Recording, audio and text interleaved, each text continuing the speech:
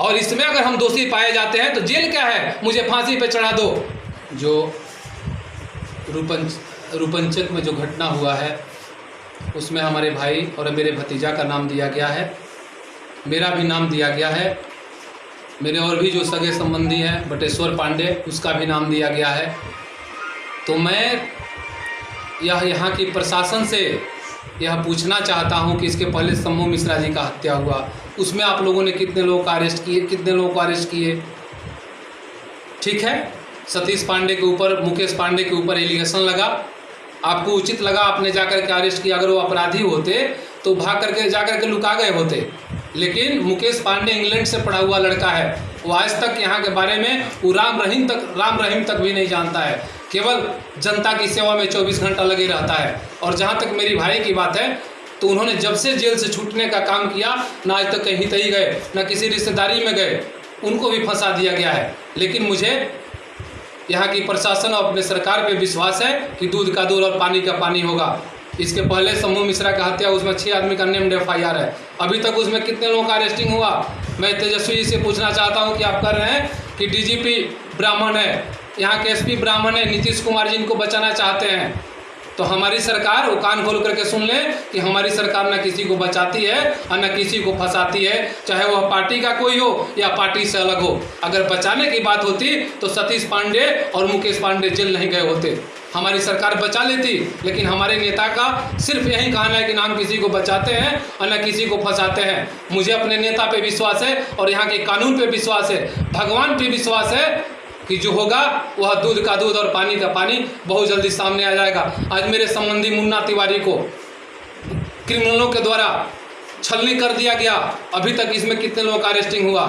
तेजस्वी जी कहते हैं कि मैं पटना से पैदल मार्च करूंगा अगर विधायक का अरेस्टिंग नहीं हुआ तो मैं भी उनको चुनौती देना चाहता हूं कि अगर इन लोगों का भी अरेस्टिंग नहीं हुआ तब मैं यहाँ से दिल्ली और पटना एक एक कर दूंगा। वो पहली बार विधानसभा में जाने का काम किए हैं और मैं चौथी बार विधानसभा में जाने का काम किया हूँ। विरासत में मुझे नहीं मिला है, मुझे अपने कर्म से मिला है और मैं केवल एक ही नेता का जानता हूँ, नीतीश कुमार। इसलिए कि हमारे नेता न्याय करते हैं, कभी अन्याय नहीं करते हैं, वो चाहे अपना हो या विरोधी हो।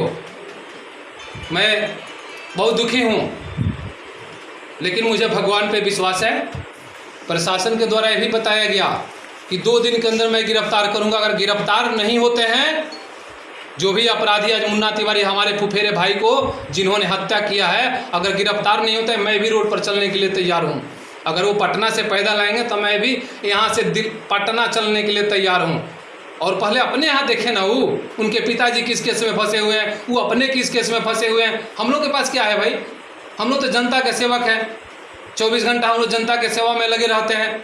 वो दिखा लें, अपनी भी औकात दिखा लें, जो उनके साथ कितने लोग बैठे हुए हैं और मेरे साथ कितने लोग हैं। अगर हमें वो पटना से हो 2005 के पहले क्या होता था लोगों को पता नहीं है। बिहार में दिन दहाड़े नरसंहार होता था, एक दिन में इसी गोपालगंज से और 500-500 200 लाशें निकलती थी।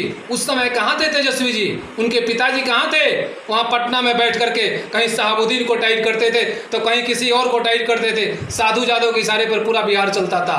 उस समय कहाँ थे? सुरेश चौधरी का हत्या कर दी गई। बहुत ऐसे लोग हैं, रोज यहाँ नरसंहार होता था। हमारे सरकार में नरसंहार नहीं होता है, हमारी सरकार में हत्याएं नहीं होती है। अगर जो करता है उसे हमारी सरकार बकसती भी नहीं है। और इसमें अगर हम दोषी पाए जाते हैं तो जेल क्या है, मुझे फांसी पे चढ़ा दो। मुझे भगवान पे विश्वास है, मैं केवल भगवान को जानता हूं और अपने नेता को जानता हूं।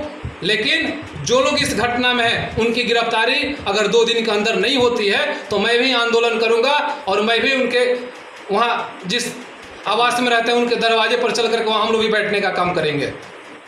बहुत बहुत धन्यवाद। जय हिंद।